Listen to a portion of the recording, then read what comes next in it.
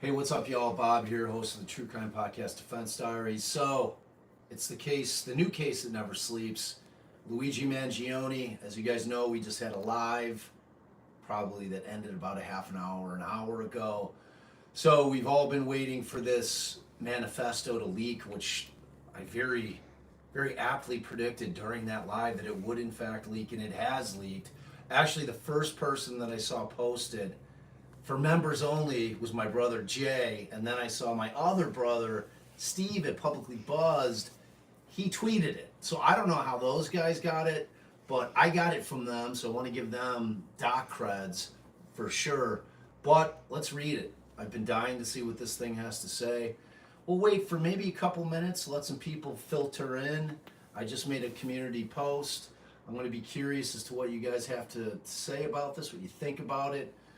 Make sure you leave some comments. This is the first vertical live that I've done on YouTube. I think I've done some vertical lives probably during the Allen case, but like this is probably the first one of recent note where you can now give gifts, which I'm really excited about. So maybe if you see the way, I have no idea how to tell you guys to do the gifts. Like, so if it's something that they're throwing in your face, throw me a diamond or a bone or a cracker or whatever the gift is. I don't know what they are, but so Cam, my beautiful brilliant daughter, is filming this. Where are we at people wise?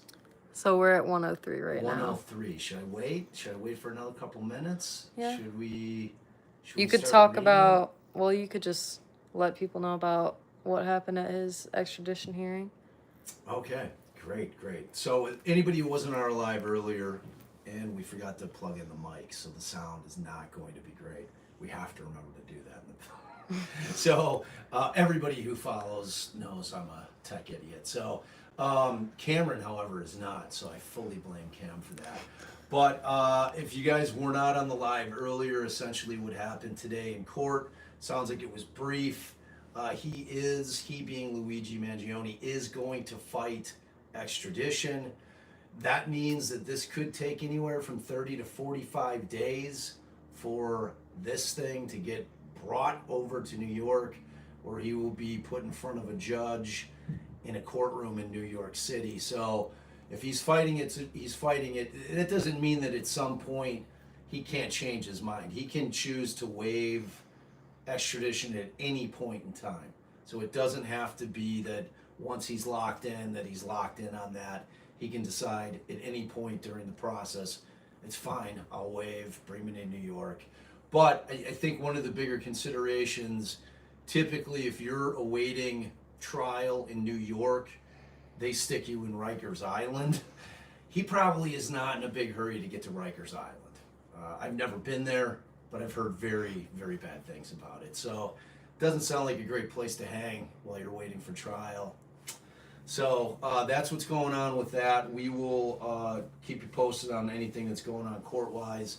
Unfortunately, it didn't appear that in Pennsylvania or in New York, we know for a fact we're not going to get cameras in the courtroom. Never ever. Whether it's state case or federal, either one, no cameras. So we're not going to be watching the Mangione case as it progresses from inside the courtroom. We're going to have to be getting word on the street reporting or from reporters from Legacy Media. I have a feeling I'll probably make a couple trips up to New York because this case has me fascinated already. I'm already thinking about it constantly. So I think at this point, let's start reading through this. Again, make sure to leave comments about your thoughts in terms of what you think. We've heard some of kind of like the bigger thoughts were leaked out by the cops post-arrest, but this is the entire thing. And there are a couple of areas where the typed version, which is what Jay and Steve were able to get their hands on, has indecipherable language. They couldn't read what he wrote. So when I say indecipherable, that means that they couldn't read what his actual note said. So this is how it goes, and it's verbatim. To the feds, I'll keep this short because I do respect what you do for our country. To save you a lengthy investigation, I state plainly that I wasn't working with anyone. This was fairly trivial. Some elementary social engineering, basic CAD, and a lot of patience. The spiral notebook, if present, has some straggling notes and to-do lists that illuminate the gist of it. My tech is pretty locked down because I work in engineering, so probably not much info there. I do apologize for any strife or traumas, but it had to be done. Frankly, these parasites simply had it coming. A reminder, the US has the #1 most expensive healthcare system in the world, yet we rank roughly number 42 in life expectancy. United is the indecipherable largest company in the US by market cap, behind only Apple, Google, and Walmart. It has grown and grown, but has our life expectancy? No. The reality is these indecipherable have simply gotten too powerful, and they continue to abuse our country for immense profit because the American public has allowed them to get away with it. Obviously, the problem is more complex, but I do not have the space, and frankly, I do not pretend to be the most qualified person to lay out the full argument. But many have illuminated the corruption and greed, e.g. Rosenthal and more, decades ago, and the problems simply remain. It is not an issue of awareness at this point, but clearly power games at play. Evidently, I am the first to face it with such brutal honesty and manifesto. So there it is, whatever it is, 236 words, pretty much lays it out. I mean, I wouldn't call it a full-blown confession. I mean, we've got, I state plainly that I wasn't working with anyone. Does that necessarily state that he's the shooter? Not really. And he does, he knew who was investigating, or at least who would be investigating at some point. Assumed it would be the feds. And, it's kind of what we thought. It's kind of what we anticipated would be coming. I think I opined early on that either, I think my bigger, broader kind of concept was maybe he had a family member, maybe a child, before we had any idea who it was, that maybe they had been denied coverage and he had a family member that had died.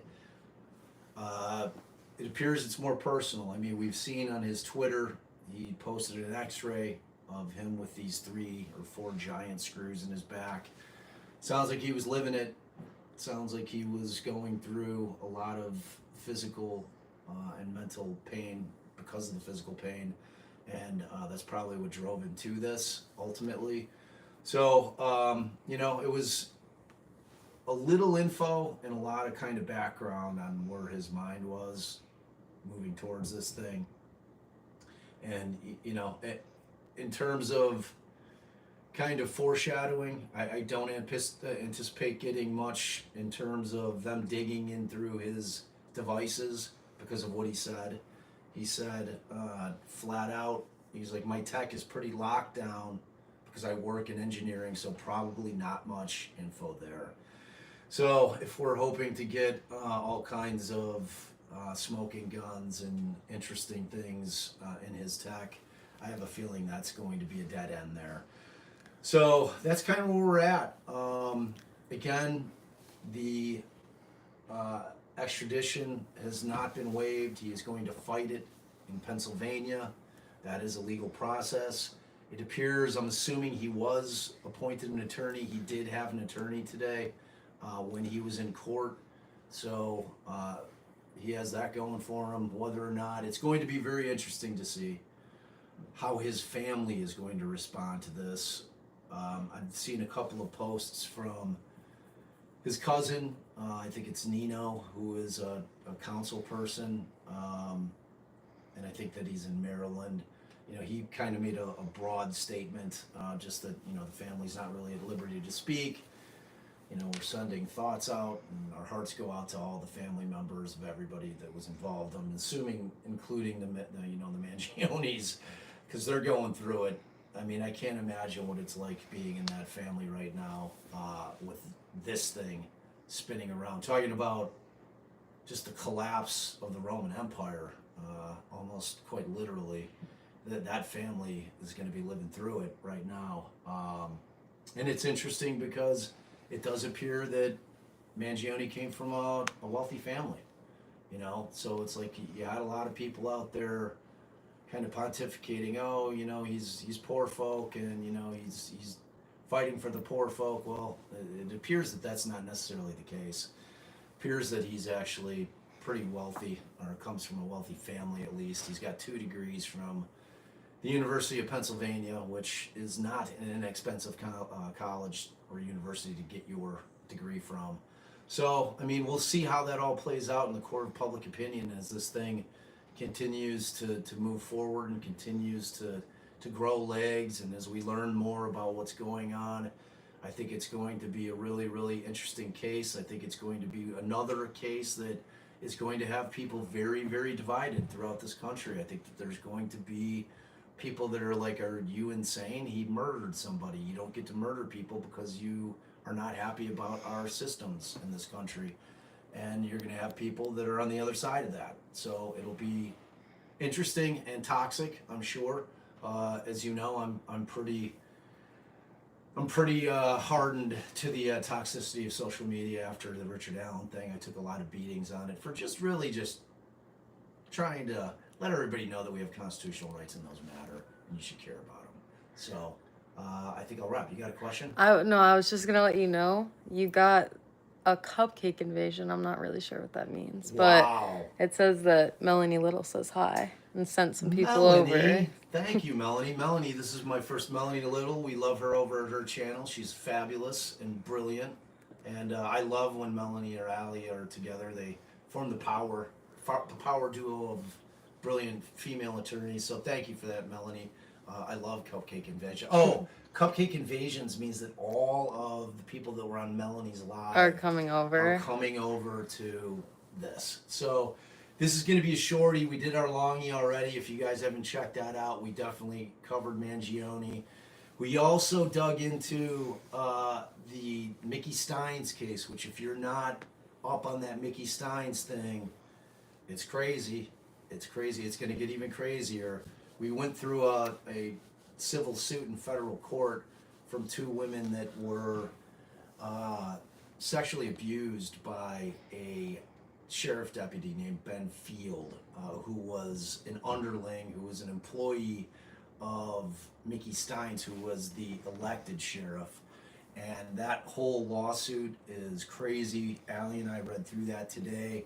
It is potentially very much entangled as to what may have happened in the shooting of Judge Kevin Mullins in Letcher County. So yeah, somebody told me how to pronounce it in my comments today, which I knew somebody will always do that every time I butcher something. Somebody's always right there to correct me. So I appreciate that.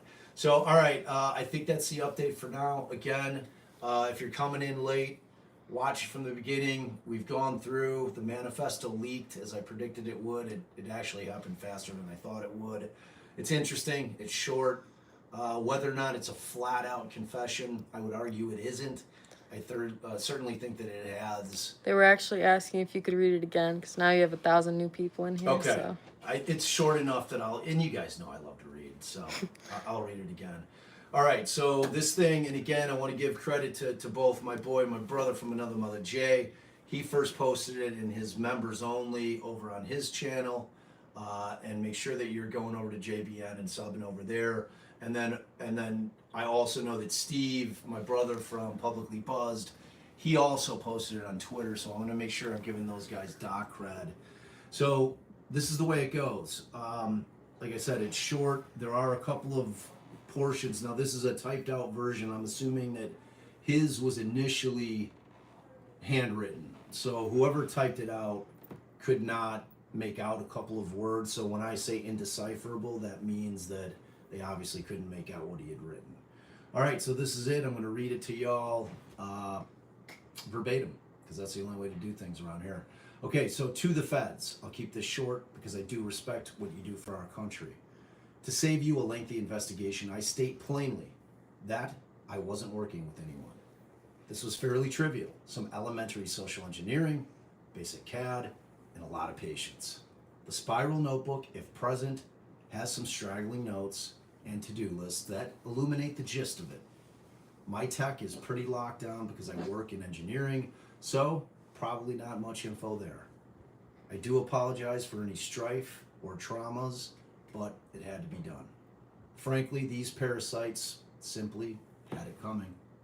A reminder, the US has the #1 most expensive healthcare system in the world. Yet, we rank roughly number 42 in life expectancy. United is the indecipherable largest company in the US by market cap, behind only Apple, Google, and Walmart. It has grown and grown, but has our life expectancy? No. The reality is these indecipherable have simply gotten too powerful, and they continue to abuse our country for immense profit because the American public has allowed them to get away with it. Obviously, the problem is more complex, but I do not have the space, and frankly, I do not pretend to be the most qualified person to lay out the full argument. But many have illuminated the corruption and greed, e.g. Rosenthal and more, decades ago, and the problems simply remain. It is not an issue of awareness at this point, but clearly power games at play. Evidently, I am the first to face it with such brutal honesty. So one thing, your chat, since you're Italian, they actually want you to settle the debate on how you think Mangione is pronounced. Luigi Mangione. Luigi Mangione. That's how you pronounce it. Come on, it's Luigi Mangione. That's it. It's unequivocal. Like, if they bashed, I mean, it's now here in America. They may, it's, you know, they may have bastardized it and just gone Mangione, but if they're being true to their heritage, they're going to say Mangione. Mangione. It's like here, think about when you guys go to your favorite restaurant, aka Olive Garden, and you order the endless soup and salad, and they say, well, what do you want? Do you order it minestrone or minestrone? It's the same concept here. So I, of course, order it as minestrone because I am Italian. So, you know, there's that. So I guess the easiest way for us to find out is to hear him finally say it. It's like, it was kind of like in the Robert Tellis trial. I'm like, wait, this guy is like Hispanic, and why isn't it Tellez? I'm like, why is it Tellis? Is he like, what's going on? So, you know, we bastardize our, like, if I'm in Italy, my name is pronounced Mota. Mota. Here, I get real offended. I'm like, it's not Mota, man. It's Mata. How do you say bottle? How do you say Mott's applesauce? You know, so it's the same thing. So I would guess that it's Mangione. That's how I would say it. Mom came in and said, what is happening? Mom is happening. That's what's happening. Babe, She asked if you forgot about her. No, I was doing a vertical live because the manifesto dropped. I did not forget about you, babe. I never forget about you. So that's it, kids. That is the manifesto.